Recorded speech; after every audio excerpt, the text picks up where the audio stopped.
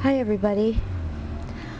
I just got the most disturbing story through a friend of mine on Twitter. Last night, a 17-month-old baby boy was beaten to death by his stepfather for acting like a girl. A 17-month-old baby boy. And people ask us why social constructivism is so important. Because social constructivism is the thing that made the gender box that this little boy was supposed to fit into. And what little girls are supposed to fit into. And that gender box, which is socially constructed, is a tool of patriarchy. I am now going to give you some more of the details from the story.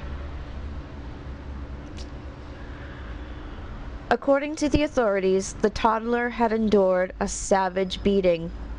His tiny body had been repeatedly punched with closed fists and grabbed by the neck.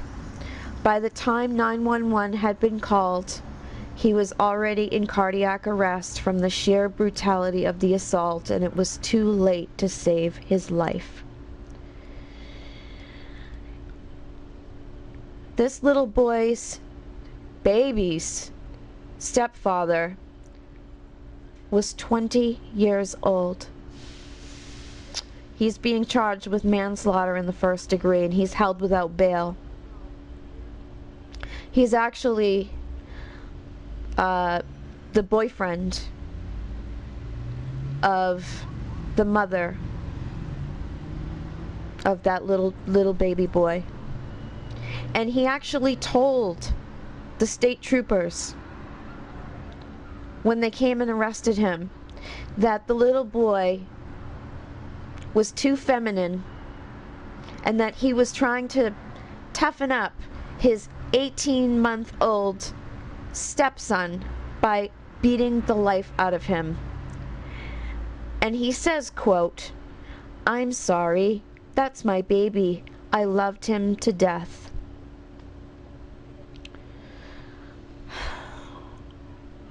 You know, in 2008, in the United States, the Department of Health and Human Services reported 772,000 cases of child abuse,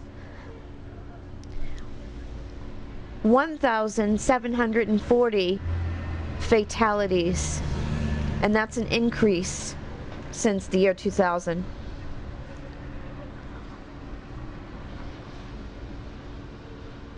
So this stepfather, whose name is Pedro Jones, had what's called a social construction that he was taught that little girls act one way and little boys act another way. And this is patriarchy, okay? That's why we have to get rid of gender constructs.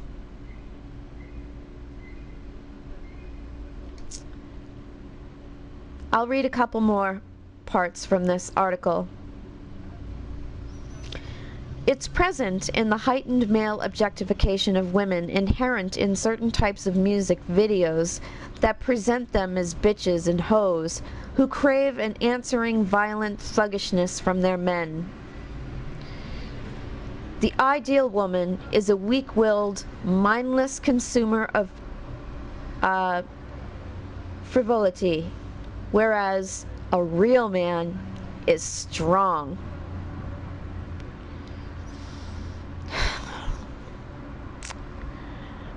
It goes on to talk about hate crimes against gays, lesbians, trans people, bisexual people, pansexual people, you name it, the whole spectrum. And it also states that in Rhode Island, one of the Republicans, the Republican governor of Rhode Island, vetoed a bill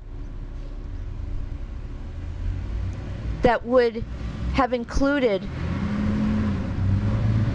transgender folks as a protected class. He vetoed that.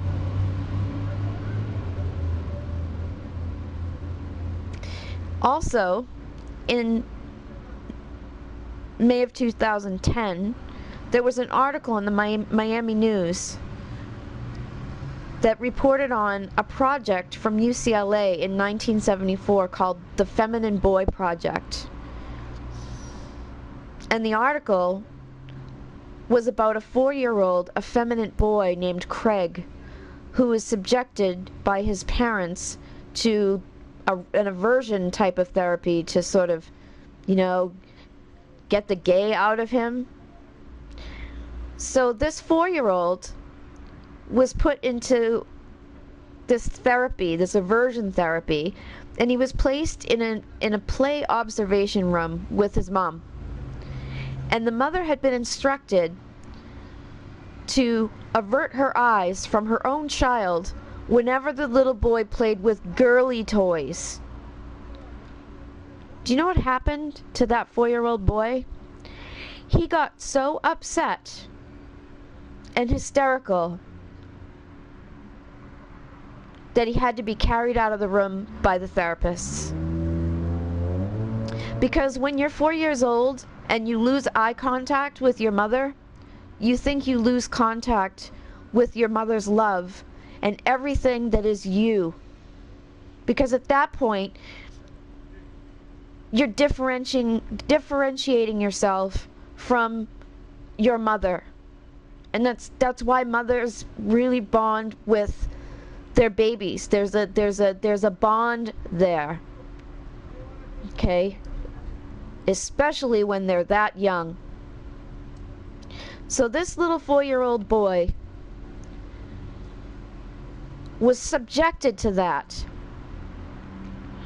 And the psychologist that did that to him said, oh, the treatment worked. He was cured of his effeminate behavior. He doesn't play with girly toys anymore.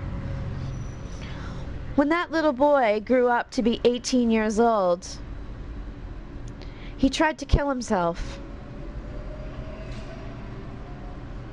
Then there's another story about Carl Hoover, who committed suicide in his mother's house after his mother taunted him about how he acted like a girl and therefore was gay.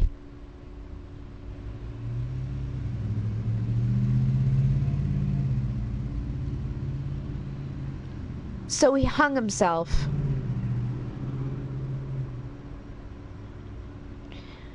And another incident, a 14-year-old kid killed a 15-year-old kid because he came to school wearing lipstick and nail polish. And it says, as a society, we equate masculinity with force, with violence, with aggression, with being tough and invulnerable. We celebrate it. Now I want everybody to think of all the deaths and all the suffering that would now cease if we step outside the rigid social constructs of gender. And I also noted in the article that it states that, talking about the stepfather, it says, with few exceptions, monsters are made, not born. They are still monsters, but they are carved with the hurtful blows of many sharp chisels over many years. They say that, at the very least, Pedro Jones, his own violent psychopathology notwithstanding, somewhere, someone taught Pedro that the worst thing a little boy can do is act like a girl. It also says, his little body, racked by agony, blackened with bruises, beaten within an inch of his life, gasping for breath in a world suddenly full of more pain than he could bear. His little light flickered and vanished into the darkness. So the next time somebody says social constructivism is a cult, remind them of this story. Remind them of all the gays, lesbians, bi people, transgender people, and every variation thereof that are beaten, that commit suicide, that run away from home and suffer immensely.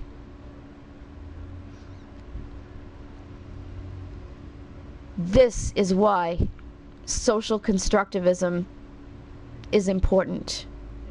It makes us aware of what we need to change in our society. Thanks for listening. Ciao.